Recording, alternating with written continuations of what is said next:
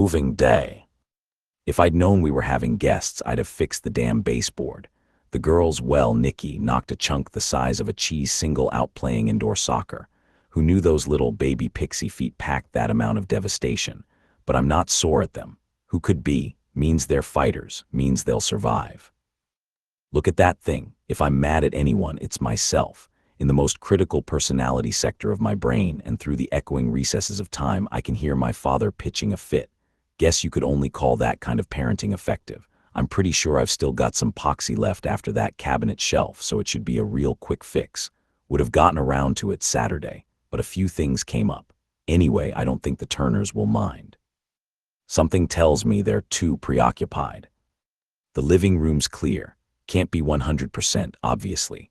Right now, I'm more glad than I've ever been that Emily caved to my, frugal inclinations and went with carpet over hardwood. And keep in mind, I saved $3,000 at the time, but right now, the silence is worth just a little bit more. I had big plans for this place. We did, the family. This was supposed to be it, the spot. This was where we built that life we could never quite see so far off in the distance but always dreamed was really there if the floor kept below us.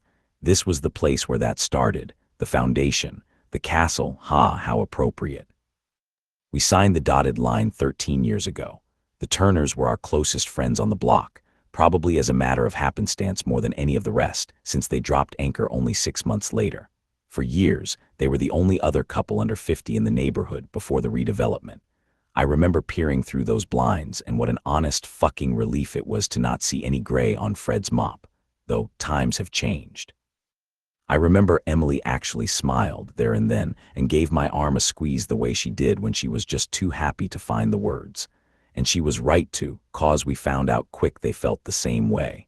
Getting along was natural. It was self-preservation. I start looking back in spite of myself, the way you do when you try so hard not to think of a something that it becomes the only thing your mind can picture. But even with the flood of years mercilessly cascading back, I can't even remember half the Caroline Rub barbecues, drunken hands of rummy. Well, some of those, schnapps be damned, you couldn't forget, and must-see HBO Sundays we'd notched along our widening belts. Good times. Great if I dropped the bullshit. If not quite mi casa su casa, it led to, pretty much, an open-door policy between everyone. So, I guess, all things considered, I really shouldn't be too surprised at the moment that the Turners let themselves in. Fred shattered the kitchen door window and entered from the east. Jake, being the heavy hitter, bludgeoned in the front entrance, I assumed to block the main avenue of escape. Smart. I thought I heard Sharon come through the garage, where I'm guessing a sizable, still-smoking hole gave her a hand. Glad I never got to painting the damn thing. Shut up, Dad, tallying up a mental estimate of the accumulated damage and the resulting, precipitous decline in real estate value. I feel a touch less nostalgic about this place. Maybe a change of scenery would be nice. No, almost certainly not nice, but right now anything beats here. And that's what they're counting on after all, right? That will take that gamble. So far, it's looking like they're pretty quick studies on human nature. We seem to have proven them right, and certainly didn't disappoint. Hope they're enjoying their prize. Wonder if they figured out popcorn. And I have to say objectively and in all earnestness, even with the circumstances, hats off to the Turners. They've played a hell of a game. Right now, they're not the same team. Their offense is timid, their moves are cautious. I'd like to think that has something to do with our decade-long history of deep and enduring friendship, but I think it might have more to do with George Redfield's stiffening corpse on my front lawn. That round was different, a lot different from this. That was fairly easy, relatively speaking. When the melee erupted, he made a move early, beelining for my home, my castle. It's true, I knew George, but not exactly well. We'd shared maybe 6 on the generous end conversations in full. He was newer, and I mostly only bumped into and fumbled along with him at PTAs. How're you doing? How're the kids? Can you believe they're still repaving Dollar? I waited until he officially crossed over my property line, exactly 2 steps. I still don't know if that was any kind of rational consideration or just primal instinct, but what I do know is that a 3rd step was never going to happen. And I know that I prayed that second shoe wouldn't land. A 1/4 of a second after it did, I squeezed the trigger and had a new lawn ornament. The shot reverberated, knew it would, and I was thankful it was clean. Through the scope, I saw movement behind the drawn curtains in the windows. I let the body lie there, ruining my thermal blue as a warning. That was deliberate. Now I was a threat, Not nearly as much as they thought, but it worked. It kept us safe till now, and uncontested, till the end, the final round. But come on, where exactly's the victory, Fred? Most of these guys were cubicle livestock, born and bred middle management. Where's the sport there? To say nothing of the women and children, Layla and Andy Redfield. But sniping a man whose most recent athletic accomplishment was fly fishing from the opposite end of a scope, 40 yards away, doesn't earn accolades in my book. Hell, maybe George was coming to join up with us for all I know. Maybe he had breaking, new information, or a plan. Maybe they'd even found some type of escape, some top secret, hidden way out of this hell. Maybe. But at the time, the thing that looked like a cross between a Jai-Alai glove and an M2 mortar around his arm up to the elbow was enough for me not to take the risk. So I tell myself he was here to butcher my family, and that was the only reason. Because I can't live with any other truth. So hats off to you again, Fred. I don't know how you do it. Rubber soles squeaking on linoleum. Someone's in the kitchen. I make my way for the space where, on a slightly better day, I made the girls an undeniably perfect batch of Toll House chocolate chunk cookies, praying that it's Emily out of the crawl space for a damn good reason. But she's smarter than that, and I know better. It must be one of them. Regardless, I don't stop my legs' momentum, inching closer. Better to confront it now, when I know their position and they're at least a little less likely to have pinned down mine, than to wait for the squeal of added footsteps inside my kitchen. Is it you, Fred? Are you ready to show me just how you do it? The revolver begins to slide from my hand as my grip on it slips. My palms are sweating. I hope those fuckers are leaning in. This is when the magic happens. I curse them silently, never aloud, thinking up a blue streak of depraved thoughts I pray they also cannot hear. But I really can't be sure. If there's one thing I hope all of us have learned, it's to never underestimate their capabilities again. But it's okay. Because another part of me prays, just as hard they receive the message loud and clear. And then it hits me, the most disturbing part of all of this, far beyond the glaringly obvious of the grim work for which I have been volunteered. In this exact moment, I suddenly, soberly realize that this is when I understand them most. This is the precise point where we finally connect and know one another, in the hunt and its thrill. One knee impulse that keeps them tuning in also keeps my heart pounding louder with each step toward the kitchen threshold. My vision is keener, my straining ears hear all, and each sinuous fiber comprising every last ounce of muscle in me is taut and ready to spring at a half-second's notice, poised to murder my closest friends of over a decade. I fully acknowledge this truth and one other fact. I have never felt more alive. The feet shuffle slightly, their noise more depressed, possibly behind the kitchen counter. Sharon always envied our granite. It would be a wise defensive position, but it would be just that, defensive. The anxious movement in place headed nowhere, along with the fact that I haven't yet had a terrifying thing with no name but a very clear purpose trained at my head seems to hint at indecision. I use that. It's all I've got, and all I need to make my much less hesitant call to attack. I won't be killed in my own home. My feet move, quicker now, hoping to make it to post flush against the living room's dividing wall before being detected. I'm in the bare open for under 2 seconds when my right heel shatters something tiny, plastic, and loud. An American Girl pink ribbon hair clip. Emily was right, the girls shouldn't play out here. The linoleum screams under quick, furtive movements. I pray they're Fred's and not Jake's, partially because I'd rather not kill a child. But mostly because I'd prefer to live through this. Someone's breaths come ragged and short over the shrill cry of something electric and horrible booting up. I cock my revolver with a too-slick thumb, just as he appears around the corner. Fred.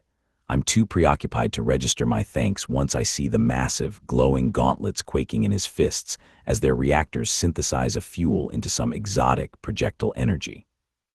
Well, I don't really know, but I don't much care to find out. Thankfully, it seems that Fred remains as equally clueless as his would-be victim, and it dawns on me that these are newly appropriated spoils of war. He's never fired them. And as shit-inducing a sight as they may be, they're far less practical if one can't fire them, or lift them as Fred is quick to find. My hands may be sweaty, but they're still sure, and I reel a bullet off at him before his death mittens finish their neutron charge. He really should have read the manual. But he's still spry for a man of our age, and the round splinters through my red oak cabinets and some of Emily's good china instead of the various small bones in his face. I vainly run another damage assessment, and consider the repair work as the next round slides to the chamber. But Fred's already gone. Rather than risk his luck with another not-so-quick draw, he scampers through the kitchen door, out into the open, where he knows I'd be a complete fool to follow. I line up a tracking shot through the door's busted window, perhaps near fully out of spite, but then think the better of it. I'll need to be saving these bullets. He's gone, but I can't help replaying the interaction in my head, trying to understand it, how we got to this place. His face seemed gaunt and tired, but his eyes remained wide and alive. I can't imagine what my own looked like now, but both pairs did officially meet for all of 2/3 of a second while we sought to murder each other. And maybe somewhere in there, I spotted what could have been remorse in his gaze if I looked hard enough or desperately wanted to see it, but what was obvious and most dominantly reflected in those dilated pupils was Fred's fear. And I begin to think of how that person, so feckless and unsure, could leave a trail of dead bodies up and down Menton Street, and how he could inspire a whole family to wanton violence. Did he do a pep talk, or was it never spoke of this whole time? Was it agreed upon with 3 nods in one dreaded moment of silence, when the Turners realized what they all really were? Then was it in the genes? But I knew the answer. Collectively, of course it was, and Fred, after all, was right. He was damn right to fear me and run away because, just like him, I am a killer. Before I ever held a gun, it was within me, in the way my body reacts, adjusts, and relishes each moment of the track and chase, because this is what it was always evolved to do. All of us for 300,000 years and further back, still in the places of our brains that we still share with things that bite and thrash and claw, that haven't left us, that come in handy and take control when the chips are down and the threat is great. We are killers all. All we need is the right circumstance, push, incentive to remember what comes naturally. Maybe they knew it. Maybe that's why they picked us.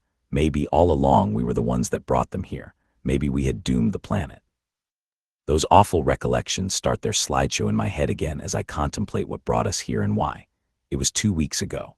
Only 2 weeks since everything crumbled to little balls of shit, but I struggle to picture what that world was like before the arrival. I know it was imperfect.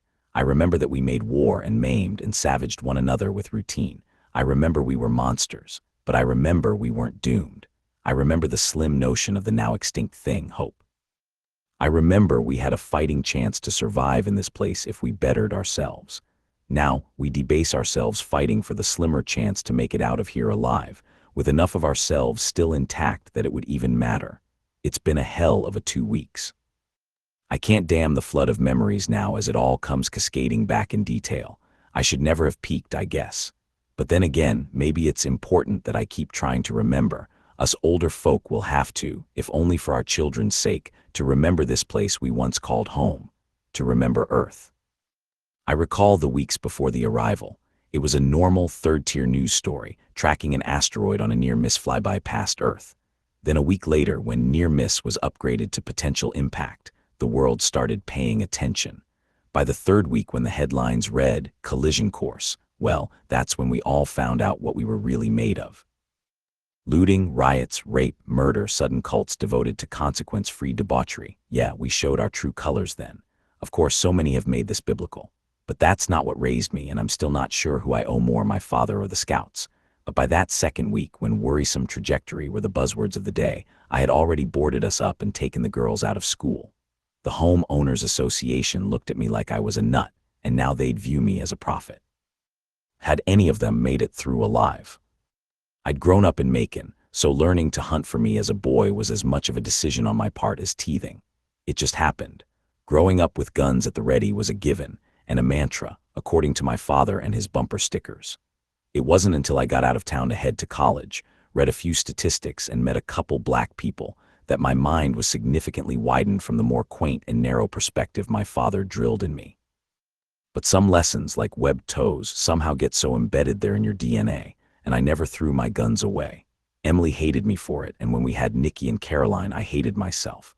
But the best I could do was lock them up high in the attic, with both a key and combination to keep their threat at bay. Because you just never know, Pop would say. You never know when all of this will fade away. Part of me is happy that he didn't live to see any of these, and not that my father was a fully horrible man, but part of me also knows the joy he'd feel in vindication. How seeing this would bring just the slightest smile to his face. And as little as I relish being his son, when I think of things like that, I cannot deny that to that man. I will be eternally grateful.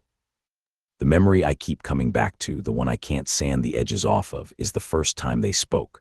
Not on a screen, not over the radio, inside. A voice that wasn't sound at all, blooming up behind the eyes of every man, woman, and child on the planet at the exact same second. It's assumed that every infant alive cried out in that moment.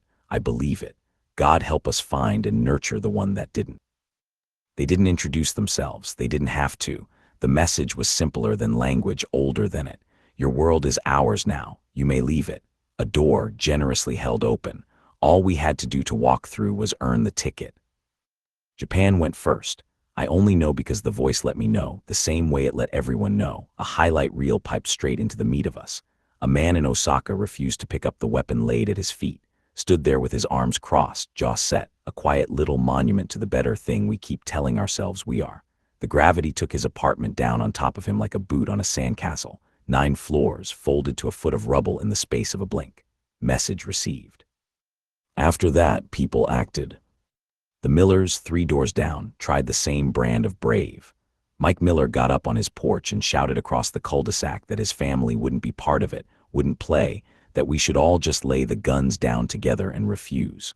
We could refuse. For about 4 seconds it sounded like the most sensible thing I'd ever heard.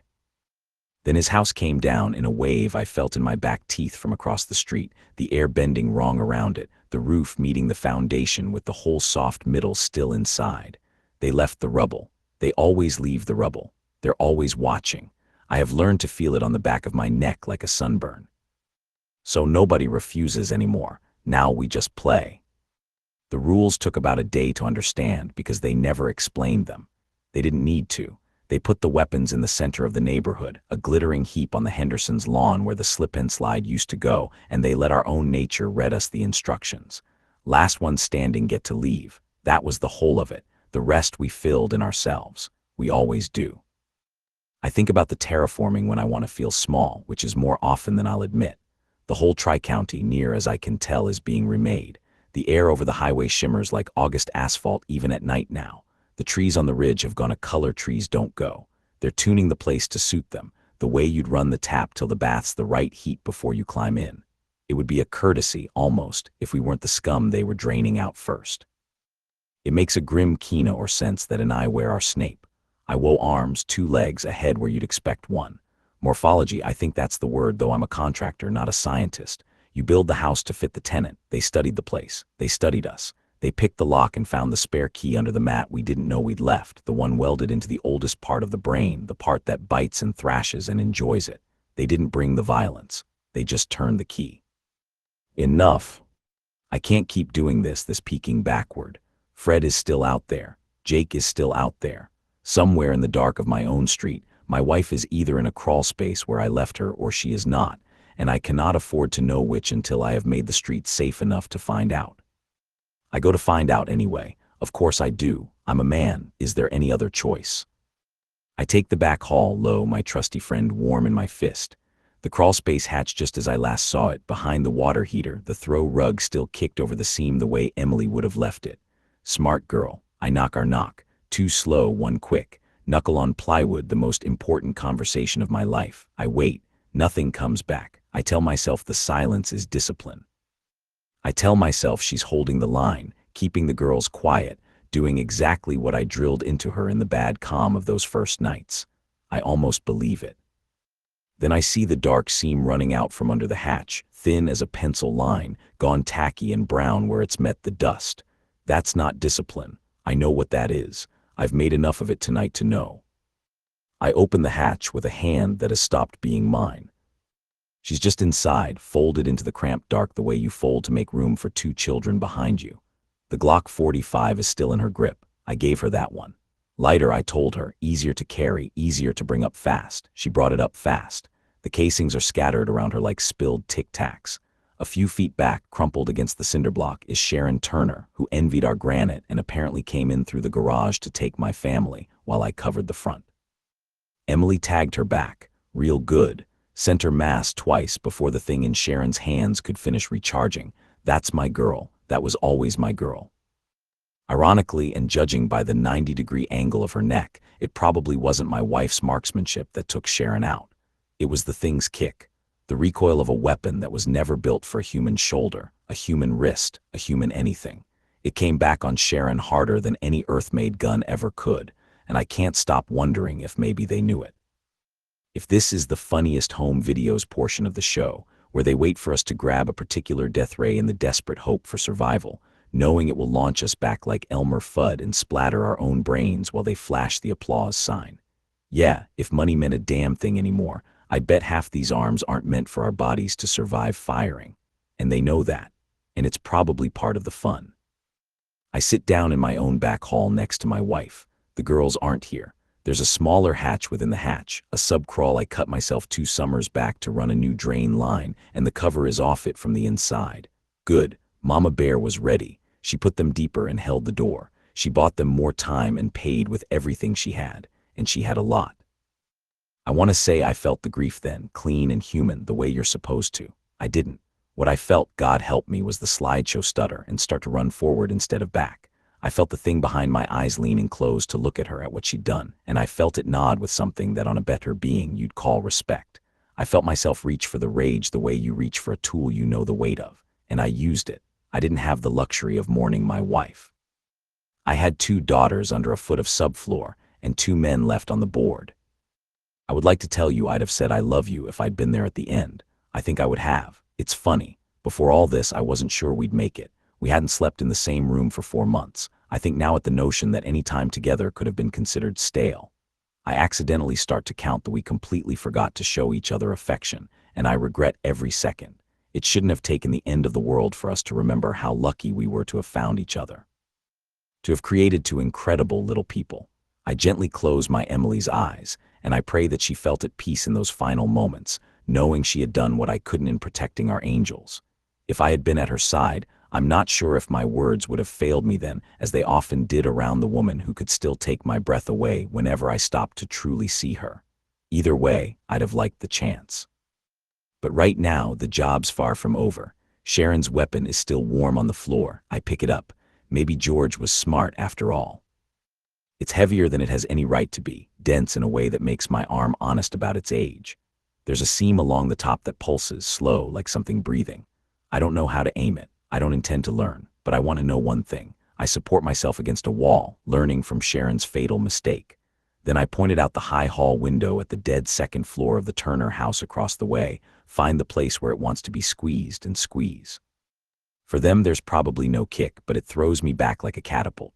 That said, though, I don't get the worst of the exchange. In a flash, the Turner master bedroom simply isn't anymore. A clean bite taken from the second floor, the edges of it glowing and lifting up off the wound in a slow column toward the sky like the world's worst Roman candle. The whole house groans on its frame, but it holds. Lucky. A foot lower and I'd have brought it down. I suppose, then, I don't have the right to bring houses down. That's their trick, not mine. I won't fire it again. Too much risk. A stray bolt like that anywhere near the crawl space and I'd finish the job Sharon started, but I don't throw it away either. I stash it under the hall bench, out of sight, out of reach.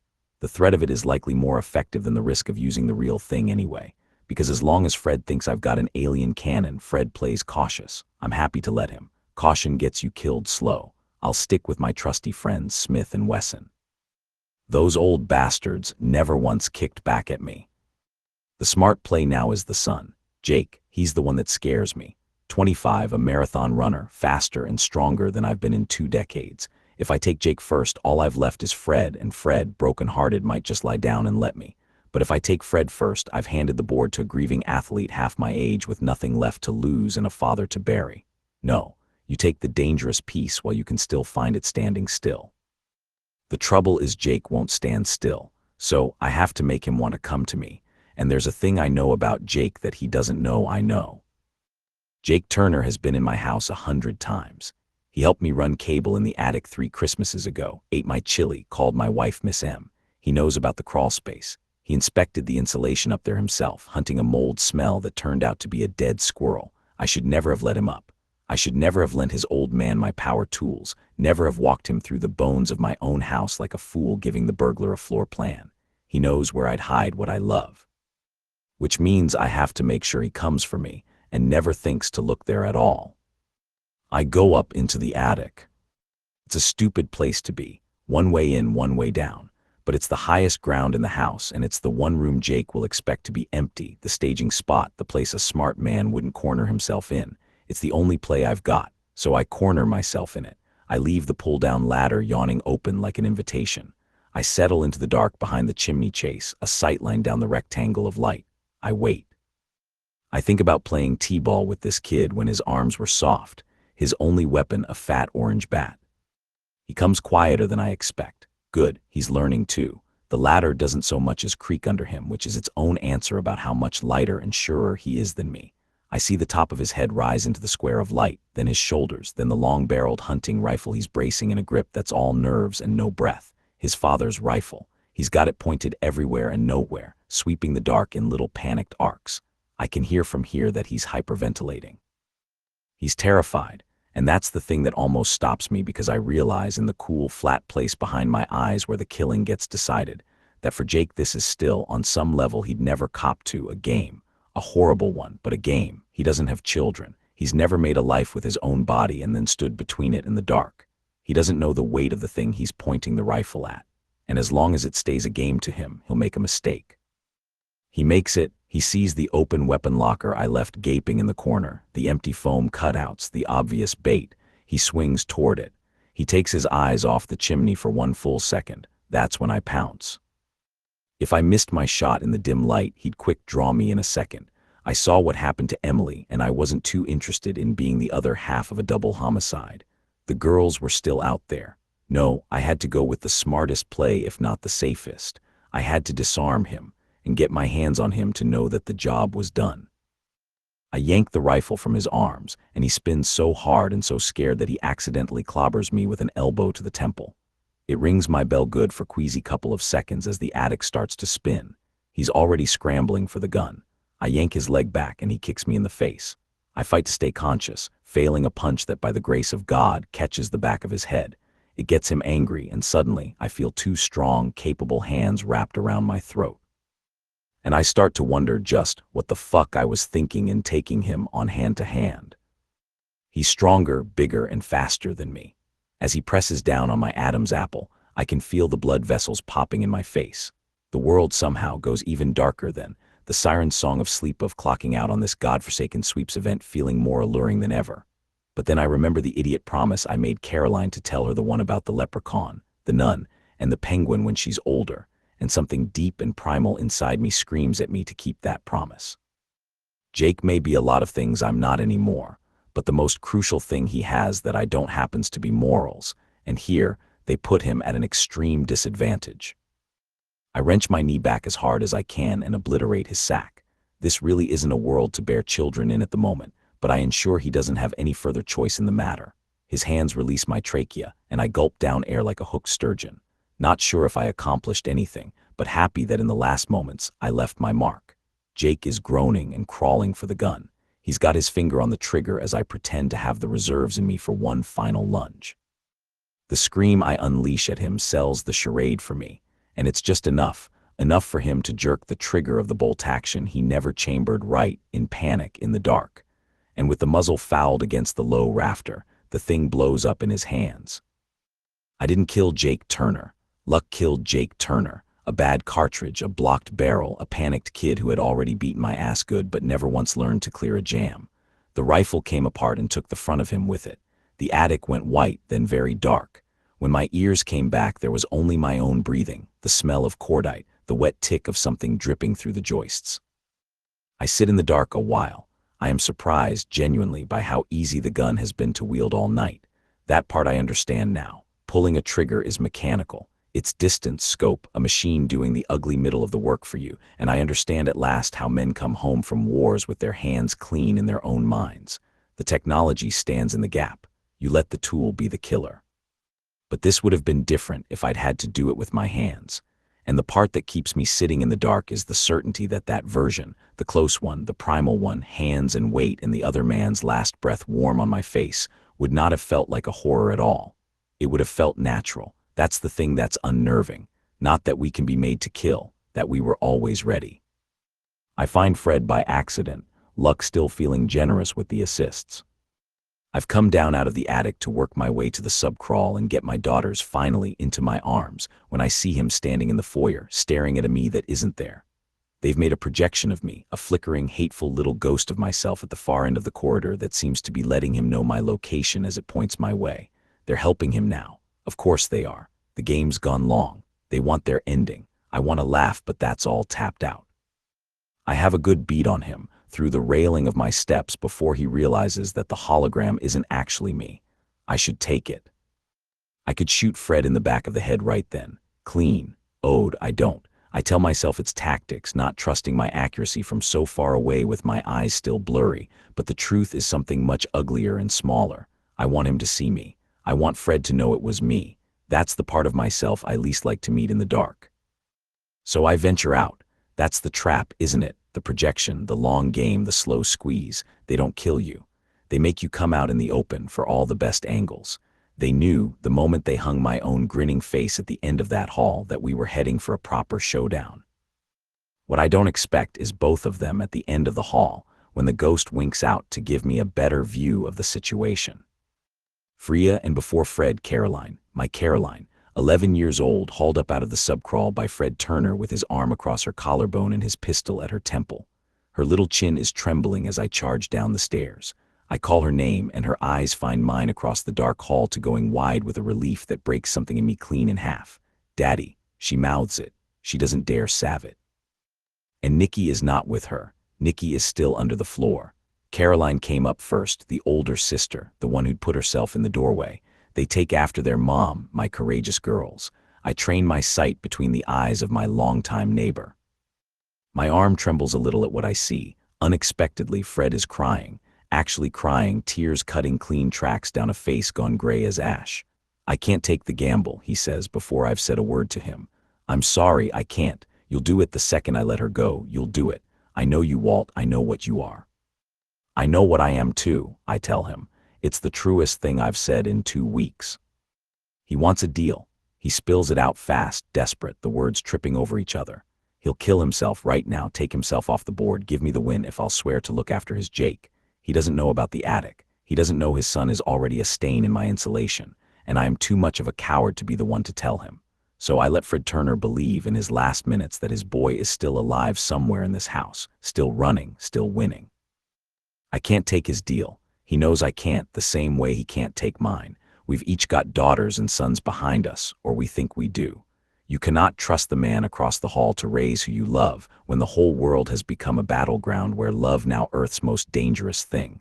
There was no real chance of that, and even as he said it, he knew it. So now it comes to the thing that got this reality show greenlit in the first place, the arithmetic, the moment we calculate our next, final move and discover how far we're willing to go to be the last ones breathing. I can feel them leaning in close now, the air gone thick and watchful, the hunt cresting toward the only ending they ever wanted, him or me. Except there is no gentleman's duel in this hall, because he's holding my fucking daughter in his arm with a handgun to her head. And once again I have to calculate the best odds of survival, but this time not my own. I tell him I'll kick my gun away as soon as she's safe and clear of the home. I know he can't promise me he'll let he live. He'll find out that I killed his only son soon enough, and besides, that's not how this works. It all comes down to a single family. But at least, I reckon, with a head start, I'm giving my girls a fighting chance. I raise my hands and the pistol with them.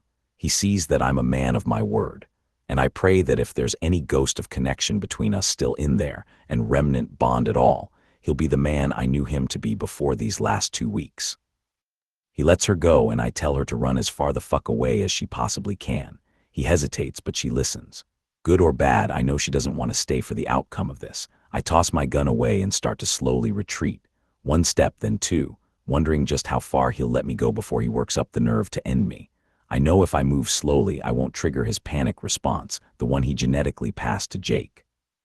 He gives me some bullshit about regrets and apologies and empty promises about making my children's deaths quick and painless. And as that other Walt pounds against my ribcage inside, screaming to be let free, I silence it and nod Fred's way, because that is what he needs to see: resignation, compassion, a subdued threat. That is what I need to lull him into letting me take 1 more step and land right beside the hallway bench. I suddenly drop to my stomach and roll, and Fred is too off guard to make his bullet count. I look to my right, where, stashed under the bench, is an armament of non-terrestrial origin. A thing that might kill me just as certain as it could kill my enemy. But desperate times call for BFGs, and I lock and load the arm cannon just as Fred is lining up his shot. There's a flash of light so bright that it might just permanently sear my retina. For a long while I can't tell what's happening. I rise to my feet and bumble around until I feel the touch of a hand sneaking up behind me. I grab the person before they can strangle me in my wounded state. Then I feel out. Small hands, long hair, tiny little bird arms that made a laughingstock of themselves on the basketball court. It was Nikki. She couldn't speak, it was all just too much. But she could cry against my shirt and hug me close, and there would never be any mistaking her hug, in this or any lifetime for me. My vision came back to the sight of that fucking Cheshire hologram. It was back and jumping up and down for joy at my apparent victory, immediately reminding me of the full farce that this is. There was a much bigger hole in the door now, or what had once been the door. Now a molten circle of death cut through at least 4 other homes all the way down the cul-de-sac. All that was left of Freed was a pair of Reeboks and half an inch of smoking flesh peeking out from the tops of his immaculate white socks. Nikki came back to join the hug, and we took a moment to at last mourn Mom and perhaps, just as much, wade in the wonderful horrible feeling of being alive. I remind myself as it's happening, my daughters are alive and they're in my arms. I think I've won. In spite of it all, we have somehow run the gauntlet to hold each other at the finish line. Then I feel them. The air goes wrong. The light in the hall bends slow, the way it bent over the Millers, over Osaka, over every soul who thought the game had a door marked out. I had the count wrong. The voice arrives behind my eyes, gentle as a hand on the shoulder. You have to pay a toll to ride. You have to buy your ticket. The game is not complete. We were still over quota to escape assured destruction on Earth. There was only so much room aboard the ships. One child must be sacrificed. As control, as tribute, as proof to them that we would be their docile slaves before they allowed us into the warmth of their hearth. And I understand, far too late, far too whole, what the projection in the hall was really for. Not to flush me out, to mock me in this moment, to remind me that the value of my life and the lives of my entire family were exactly as meaningful to them as a 2-dimensional life-sized cartoon emoji. That is our value to them, and as much gravity as they'd ever consider our souls to comprise, particles of light to be turned off and on with a switch, a channel about to be changed. But not until their grand finale, not until the third act choice. The voice in my head gives me a nudge. One child, it is in your hands, choose, and the other is saved with you. Refuse, and we choose for you, so neither does. The Millers refused. I saw the rubble. I have built the rubble all night with my own 2 hands. So I choose. May whatever's left of whoever made us forgive me. I do the arithmetic one last time, with both my girls' faces in the scale, Caroline shaking against my chest, Nikki gripping me tight along my back. We all squeeze each other so tight we pray we'll just become one inseparable thing that would make the choice impossible.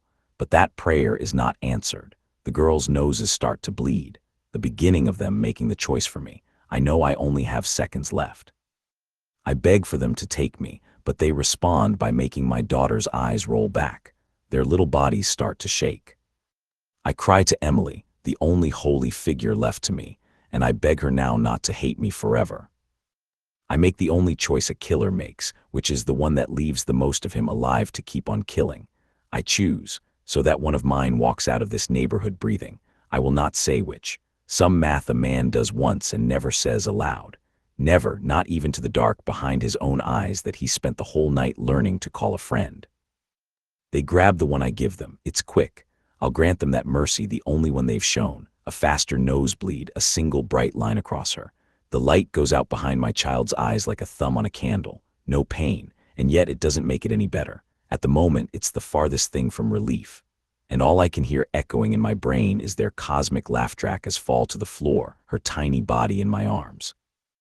Then the air smooths out. The hum stops again. And then the hall is just a hall, and I'm a man on the floor of his own house with one daughter breathing against me, the silence of 13 years of dreaming come due all at once.